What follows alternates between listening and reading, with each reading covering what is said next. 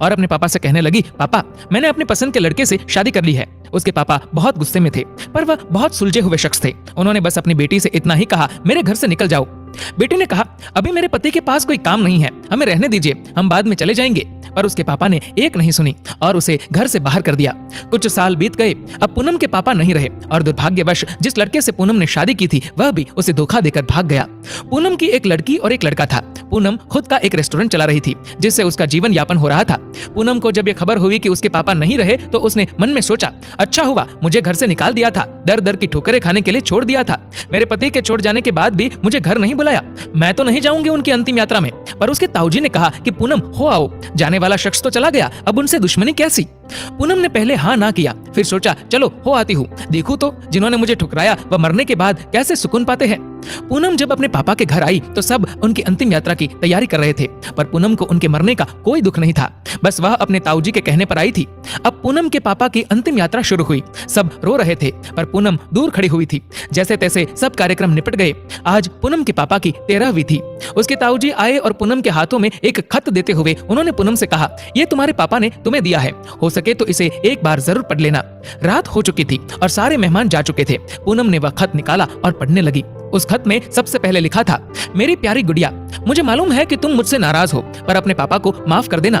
मैं जानता हूँ तुम्हें मैंने घर से निकाल दिया था, तुम्हारे पास रहने की जगह नहीं थी, तुम दर दर की ठोकरें खा रही थी, पर मैं भी उदास था। तुम्हें कैसे बताऊं? याद है तुम्हें जब तुम 5 साल की थी तब तुम्हारी माँ हमें छोड़कर चली गई थी, तब तुम कितना रोती थी, मेरे बिना सोती नहीं थी, रातों को उठकर रोती थी, तब मैं भी सारी रात तुम्हारे साथ जागता था। तुम जब स्कूल जाने से डरती थी तब मैं भी सारा वक्त तुम्हारे स्कूल की खिड़की पर खड़ा होता था और जैसे ही तुम स्कूल से बाहर आती थी तुम्हें सीने से लगा लेता था। वह कच्चा पक्का खाना याद है जो तुम्हें पसंद नहीं आता था, मैं उसे फेंक कर फिर से तुम्हारे लिए खाना बनाता था ताकि तुम भूखी ना रहो। याद है तुम्हें जब तुम्हें बुखार आता था तो मैं सारा दिन तुम्हारे पास बैठा रहता था, मन ही मन रोता था पर तुम्हें हंसाता था ताकि तुम ना रो, वरना मैं रो पड़ता था।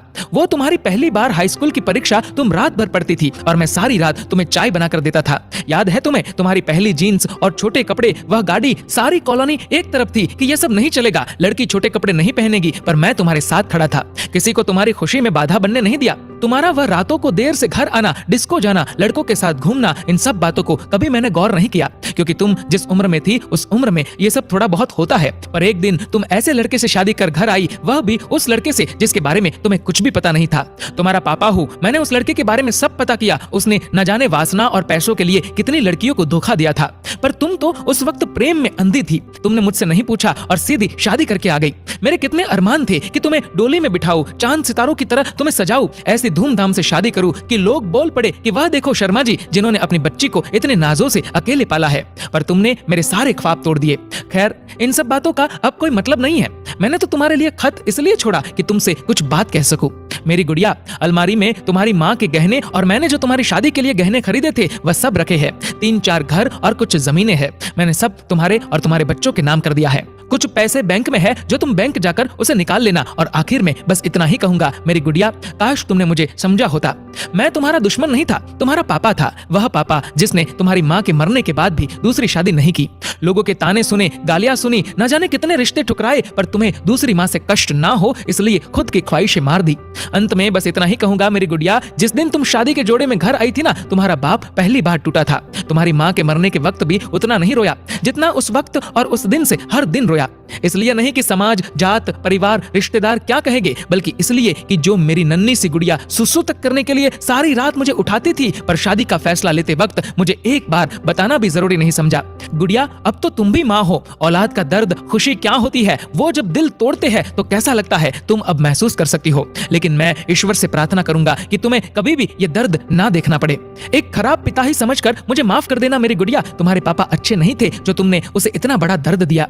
खत यही समाप्त करता हूँ, हो सके तो मुझे माफ कर देना। और खत के साथ एक ड्राइंग लगी हुई थी जो खुद कभी पूनम ने बचपन में बनाई थी और उसमें लिखा था, आई लव यू मेरे पापा। इतने में उसके ताऊजी आ गए। पूनम ने उन्हें रोते रोते सब बताया, पर एक बात उसके ताऊजी ने बताई। उसके ताऊजी ने कहा, पूनम, वो जो तुम्हें रेस्टोरेंट खोलने और घर खरीदने के पैसे मैंने दिए थे वह मेरे नहीं थे, बल्कि तुम्हारे पिताजी ने मुझसे तुम्हें दिलवाए थे। क्योंकि औलाद चाहे कितनी भी बुरी क्यों ना हो, माँ बाप कभी बुरे नहीं होते। औलाद चाहे माँ बाप को छोड़ दे, माँ बाप मरने के बाद भी बच्चों को दुआ देते हैं। दोस्तों, पूनम के पापा को सुकून मिलेगा या नहीं मुझे नहीं पता, पर उस खत को पढ़ने के बाद शायद सारी जिंदगी पूनम को सुकून नहीं मिलेगा। आखिर में बस